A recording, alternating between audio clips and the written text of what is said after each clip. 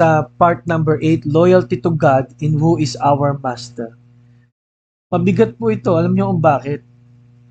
Alam niyo, pagka ikaw ay leader, critical sa iyo kung sino ang tapat na kasama mo. At pagka meron palang hindi pagtatapat, ikay napatay pa dahil sa kanya, nakakalungkot yon.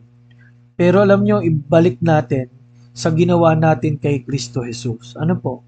Namatay siya sa krus kahit na ang nagsabi yung mga nagpapako sa kanya ay palayain si Barabas, ipako si Jesus. Si Judas at ang mga disipulo ay nagtago, si Judas nga ay nagpaamatay pa. Kaya ang tanong nga po ay sino ang ating Panginoon?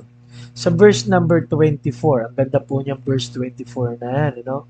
Sabi rito, no man can serve two masters, for either he will hate the one and love the other, else he will hold to the one and despise the other.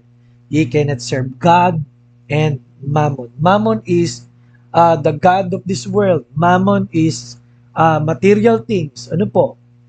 Ang linaw po noon na ang master na ng mga tao ay yung kapritsyo, ano po, at layaw. At kaya nakakalungkot po ngayon na mas marami po ang tagasunod ang layaw kaysa kay Kristo. Bakit po?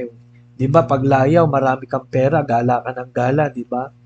Pero tatandaan niyo po, may tatlong bagay tungkol sa layaw. It will not bring happiness, true blessing. And number 3, you cannot please your master. Kung ikaw ay Kristiyano, ikaw ay nag-awol sa master mo. Kung hindi siya ang tunay mong focus at paglilingkuran. Kaya alam nyo, isip-isipin lang po natin gaano kalaki po ang ating ginagawang paglilingkod kumpara sa ating mga personal na mga trabaho at ginagawa. Paminsan masyadong tayong kontento pero di natin nakita na no, yung ginamit na word doon ay serve. Ginamit na doon na word ay serve. No? Serve.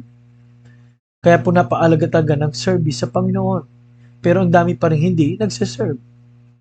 Kailan po tayo magsiserve?